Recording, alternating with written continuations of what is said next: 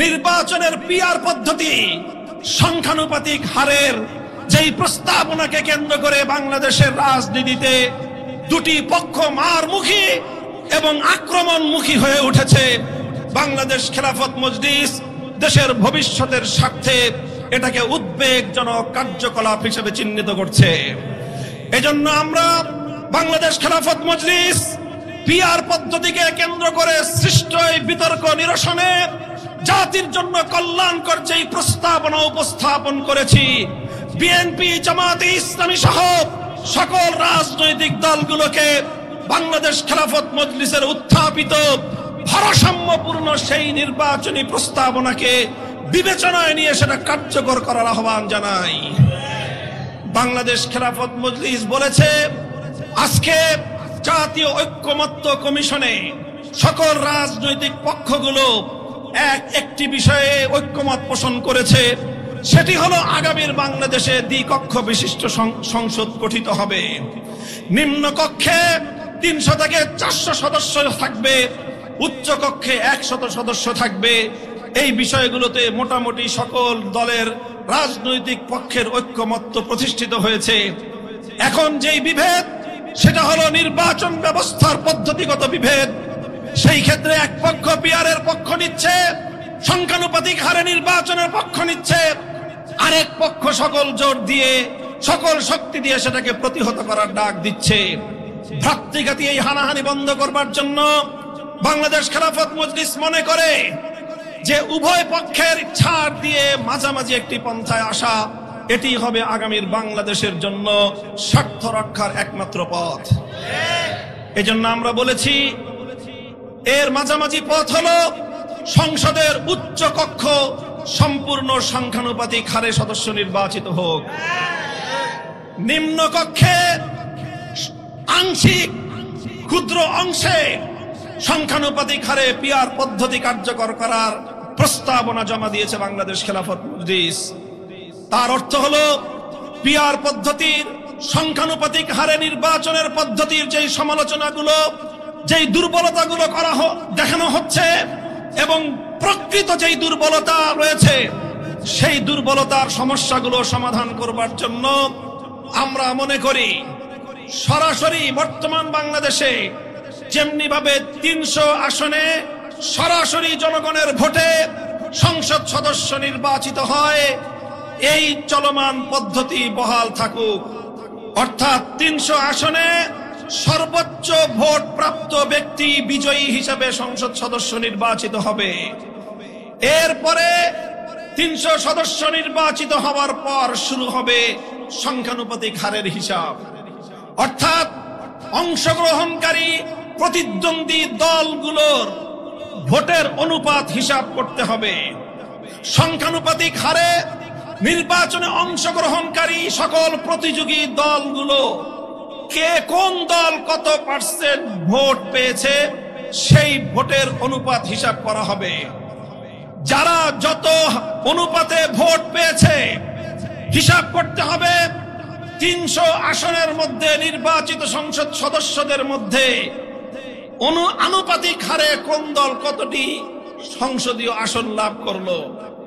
যারা সর্বমোট প্রাপ্ত ভোটের অনুপাত অনুযায়ী সংসদ সদস্য ইতিমধ্যে পেয়ে গিয়েছে, তাদের নতুন করে আর কোনো আনুপাতিক হারের সংসদ আসন পাওয়ার সুযোগ থাকবে না। আর যারা তাদের প্রাপ্ত ভোটের অনুপাতে সমপরিমাণ সংসদ সদস্য, নির্বাচিত সংসদ সদস্য পায়নি, তাদের সেই পরিমাণ প্রাপ্ত ভোটের অনুপাতে সংরক্ষিত আসনে সংসদ সদস্য পদ দিতে হবে। আমি একটি দৃষ্টান্তের মাধ্যমে আমি বিষয়টিকে আরো ক্লিয়ার এবং স্পষ্ট ভাষায় ব্যাখ্যা করছি। ধরে নিন 300 আসনে নির্বাচন হলো, একটি দল 300 আসনের মধ্যে 150টি অর্থাৎ 50% তারা সংসদ সদস্য আসনে বিজয়ী হলো। তাহলে তাদের সংসদ সদস্য হলো কতজন? 150 জন, অর্থাৎ 50%। এখন দেখতে হবে তাদের প্রাপ্ত ভোটের অনুপাত কত। তারা যদি কাস্টিং ভোট, প্রাপ্ত ভোটের অনুপাত যদি হয় তাদের 50% বা তার চেয়ে কম, তাহলে বোঝা গেল তারা যেই অনুপাতের ভোট পেয়েছে সেই অনুপাতের প্রতিনিধিত্ব তাদের সংসদে নিশ্চিত হয়েছে। সুতরাং তাদের জন্য আর নতুন কোন আসন এবং প্রতিনিধিত্বের প্রয়োজন নেই। কিন্তু যেই সকল দলগুলো তারা কেউ ভোট পেয়েছে পার্সেন্টেজ, একটা বিশেষ পার্সেন্টের ভোট তারা পেয়েছে, কেউ 20%, কেউ 25% ভোট পেয়েছে, কিন্তু সংসদে 300 আসনের মধ্যে 20% অথবা 25% সংসদ সদস্য পদ তারা পায়নি, তাহলে বোঝা গেল সারা দেশে তাদের প্রাপ্ত ভোটের অনুপাতে সংসদ সদস্যের বা সংসদের প্রতিনিধিত্ব তাদের হয়নি। সুতরাং যেই পরিমাণ সংসদের অনুপাত, এই প্রতিনিধিত্ব তাদের অবশিষ্ট রয়েছে, সেই অবশিষ্ট সংসদের প্রতিনিধিত্ব তাদেরকে সংরক্ষিত আসন থেকে প্রদান করার মাধ্যমে তাদের প্রাপ্ত ভোটের প্রতিনিধিত্ব তাদেরকে প্রদান করতে হবে। সুতরাং কেউ যদি 10% ভোট পেয়ে থাকে, আর যদি সে 10 জন সংসদ সদস্য নির্বাচিত হয়ে থাকে তাহলে সংখ্যানুপাতিক হারে সে 30টি আসন পাওয়ার কথা, সে পেয়েছে 10টি আসন, তাহলে তাকে আরো 20টি আসনের প্রতিনিধিত্ব তাকে দিতে হবে, তাহলে তার প্রাপ্ত 10% ভোটের পূর্ণাঙ্গ প্রতিনিধিত্ব সংসদে হবে। আর কেউ যদি 30% ভোট পেয়ে থাকে তাহলে তার সংসদে প্রতিনিধিত্ব থাকার কথা 90টি। যদি সে 90টি আসন না পেয়ে থাকে তাহলে তাকে 90টি আসন পূরণ করার জন্য সংরক্ষিত আসন থেকে তাকে সংসদ সদস্য পদ দেওয়া হবে। এইভাবে বাংলাদেশে বর্তমানে চলমান নির্বাচন ব্যবস্থায় যে একটি ভয়ঙ্কর শুভঙ্করের ফাঁক রয়েছে। আপনারা বলবেন ভয়ঙ্কর শুভঙ্করের ফাঁক কি? আমি আজকের অডিয়েন্সকে লক্ষ্য করে বর্তমান চলমান নির্বাচন ব্যবস্থার সেই ভয়ঙ্কর শুভঙ্করের ফাঁকটি আমি আপনাদেরকে দেখিয়ে দিচ্ছি।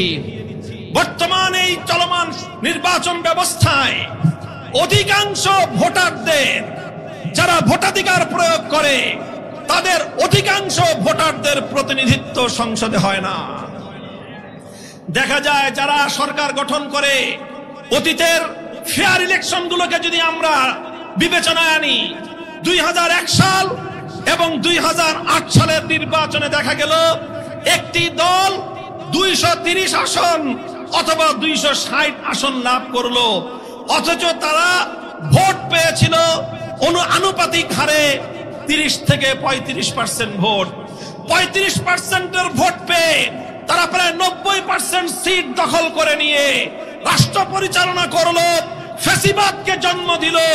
আর বাংলাদেশের 60 থেকে 65% মানুষ যারা ভোটাধিকার প্রয়োগ করলো, তাদের সেই ভোটাধিকারের কোনো প্রতিনিধিত্ব জাতীয় সংসদে থাকলো না।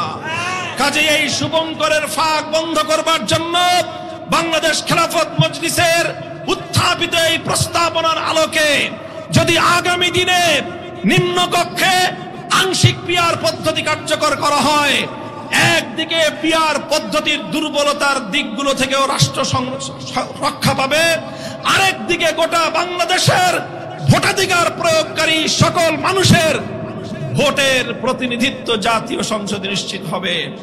সংগ্রামী সাথী ও বন্ধুগণ, বাংলাদেশ খেলাফত মজলিস মনে করে বিবাদমান পক্ষগুলো একটু একটু ছাড় দিয়ে এই ফর্মুলায় যদি তারা চলে আসে, এই ফর্মুলা যদি তারা গ্রহণ করে, চলমান নির্বাচনকে কেন্দ্র করে বাংলাদেশ যুদ্ধাঙ্গী অবস্থার অবসান ঘটতে পারে।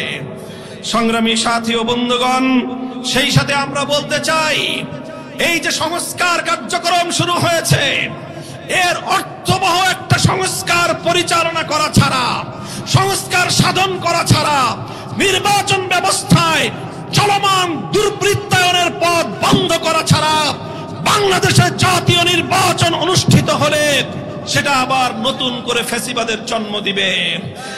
এজন্য আমরা নির্বাচন ব্যবস্থার আমূল সংস্কারের দাবি তুলেছি। সেই সঙ্গে আমরা সংবিধানে বাংলাদেশের সৃষ্টির পর থেকে আজ পর্যন্ত এবং বাংলাদেশের সৃষ্টির পেছনের প্রেক্ষাপটকে বিবেচনা করে সংবিধানের মূল নীতিগুলোকে পুনর্বিন্যাস করবার আহ্বান জানিয়েছি। সেই জায়গায় আমরা পরিষ্কার বলেছি, আল্লাহর উপর অবিচল আস্থা এবং বিশ্বাস আবার সংবিধানে ফিরিয়ে আনতে হবে। ধর্মনিরপেক্ষতা নামক ভারতীয় পচামাল আবার ভারতকে ফেরত দিতে হবে।